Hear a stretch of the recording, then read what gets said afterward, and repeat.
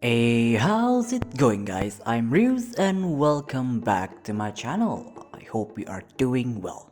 This is the ultimate guide to Onmyoji the card game.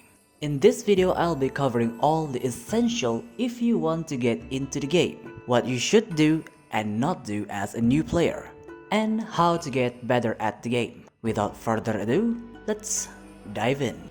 The first thing you need to know is how the card game works and how the matches play out. So first, we'll start with the card types. In this game, we have 4 card types: combat card, spell cards, field cards, and form cards.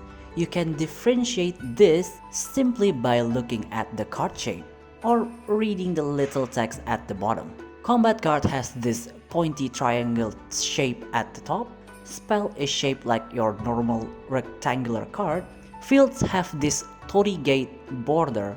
If you don't know what torii-gate looks like, it looks like this. And form cards have this round top. Then we have this magatama on the cards. It represents the card level. You can only use the cards when your Shikigami reach the same level. Then there's this orange highlighted text on the cards. Those are called keywords. I already made a whole video about that, so check that out if you want to learn more about keywords. Now for the actual gameplay. Both players starts with 5 cards, and you can redraw up to 3 cards. Each turn you will get 2 orbs, and these orbs are used when you play a card or attack with your Shikigami. The circle with the sword above the orbs is your assault orbs. You can only assault with one Shikigami once per turn. After you redraw your cards, you draw one more card. If you get the first turn, you will only get 1 orb to start with. Players would usually do this to either put forms on Shikigami or attack so that they have a blocker. Now if you get the second turn, you first get 5 shield to your life, so that when the going first player attacks you, you will not take any damage. You also get 2 orbs right away. Now you might be thinking that going second is much more advantageous, but there are some decks that want to go first because it allows them to set up their stuff much faster. A great example is Blue Mist that used Fujime. You want to level her up first so that she can stack her buffs, or Purple Rock deck with Enmusubi to build up her Enmusubi. After you draw your first card, your leftmost Shikigami will automatically level up. Then you can choose which Shikigami you want to level up next. The Shikigami lineup will be shuffled every match so that you will get a different Shikigami as your first level up. Each turn you can only level up one Shikigami, but if you're going first, you will get an extra level up on turn 6, and if you're going second, you will get an extra level up on turn 3. In this game, there are several ways you can win the game. The most common strategy is to make your opponent's lives reach 0. You can also deck out your opponent with Shikigami like MOBA. There's also Shikigami like Dodomeki that has the ability to put a curse on your opponent's deck. Once they drew all 4 cursed cards, they will instantly lose the game. Those are some of the ways you can win in this game. In my opinion, the key to win the game is learning how to effectively use your cards. Some decks will want to play it faster, and some decks would rather just save up cards until it can use all of it in one go. Now I'll explain how the card works and interact in the game.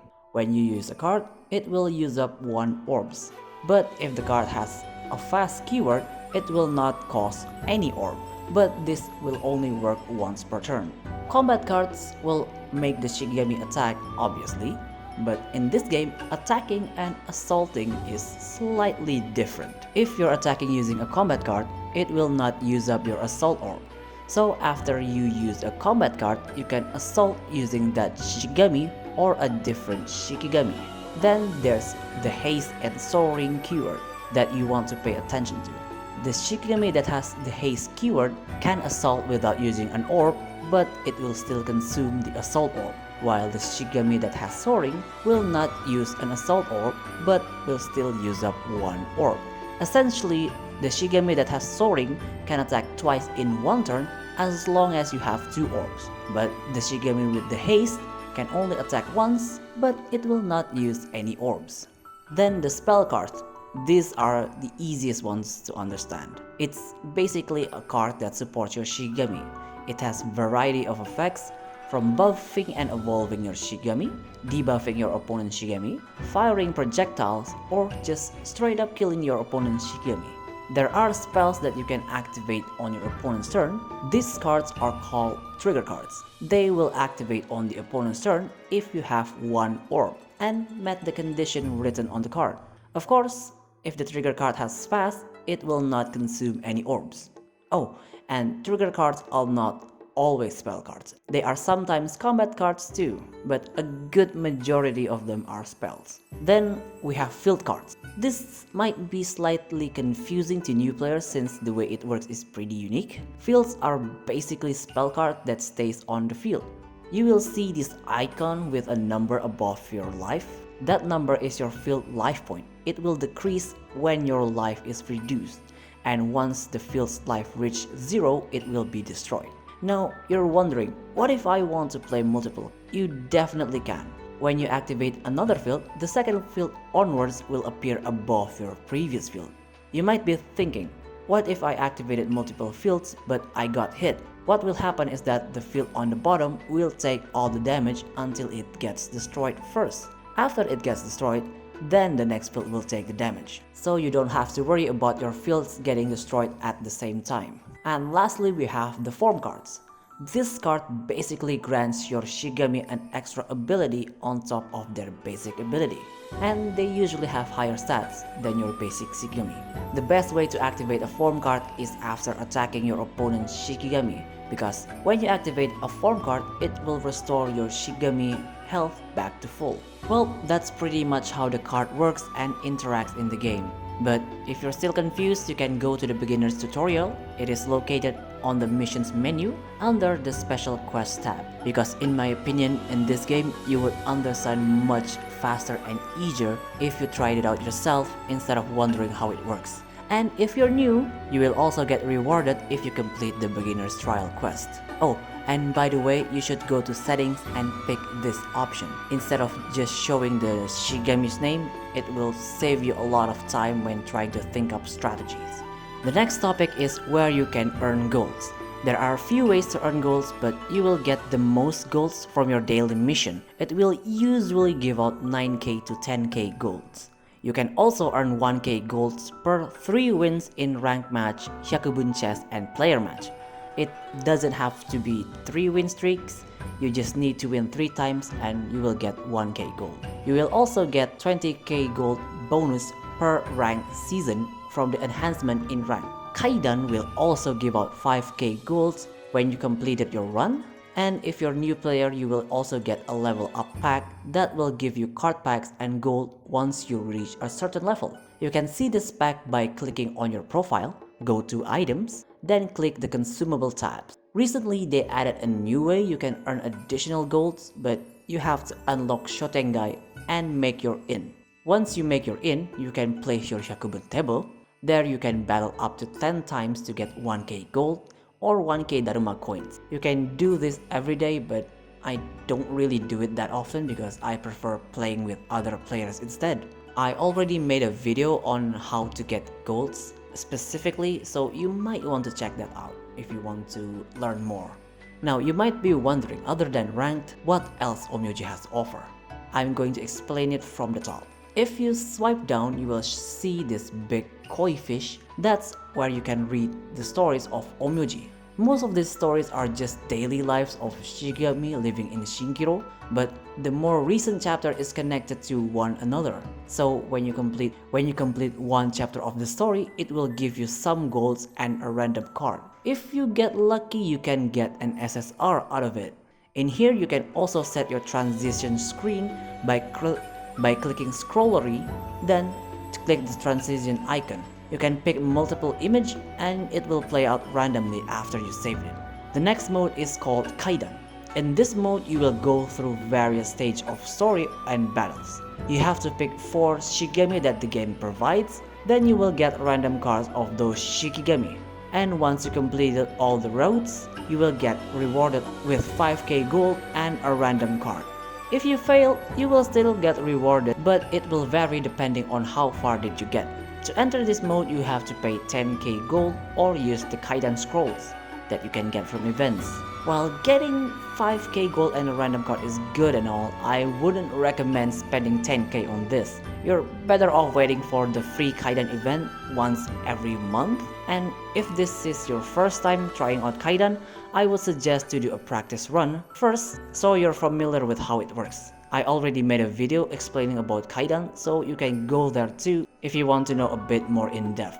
The other game mode we have is called Yakubunches. For those who are not familiar with this, it's kind of like auto chess, and if you don't know that either, I will explain it in a simple way. The way this game works is before it starts, you have to pick your team leader. They all have different effects, and you want to build your team so that it's synergized with the leader effect. But if the RNG says no, you just have to wing it and hope you win. After you pick the leader, you will have to pick 2 cards from the 6 random cards they will give you. Now, the way it works is if you want to summon that card, you drag it under the Daruma. But if you want to keep that card and you just want to level it up, you drag it on top of the Daruma. Some cards will have an effect when you feed cards to it. You can't level up to the next level until all of your units reaches the same level. And after you finish placing your units, you just have to wait for the timer on the right to end, then the game will play out automatically. To win this game mode, you just have to survive until all of the other player is defeated. You don't really have to be the last one standing, you can just survive until 4 players left and it will count as a win.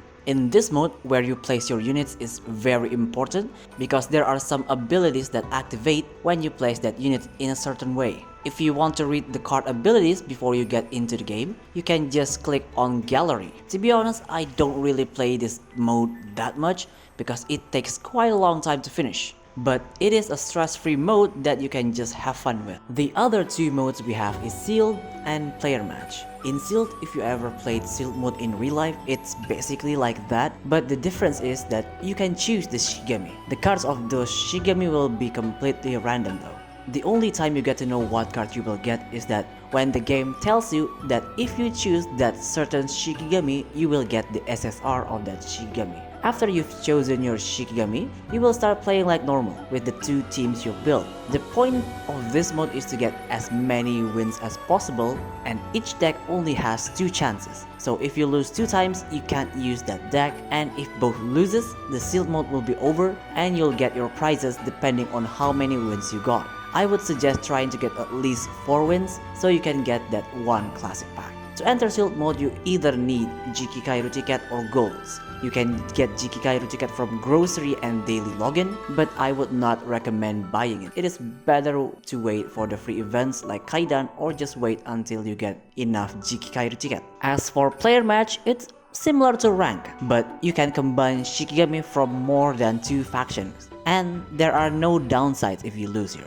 If you win 3 matches here, you will also get the 1k gold bonus, and the spare orb in rank will also fill up. Fun fact, before the 4 Guardians pack update, you can freely mix any Shigami into one deck because the faction system hasn't been implemented yet. Moving on to the bottom menu, we'll talk about this huge door. This door is the door to Shotengai. This is where you can build and set up your shop. The benefit of setting up your shop is that you can build an inn that you can decorate to your liking and earn Daruma coin. Daruma coin doesn't really see much use except for certain events and making furniture, so it's okay if you don't really invest on it. To start building your inn, you have to complete your special quest missions that involves buying stuff from the grocery and doing stuff in the Shotengai. I don't remember the specifics because it's been a really long time. And then you see these 2 Shigamis on the streets with the question marks. You can fight them once a day and they will give you Daruma coins and talismans. Oh,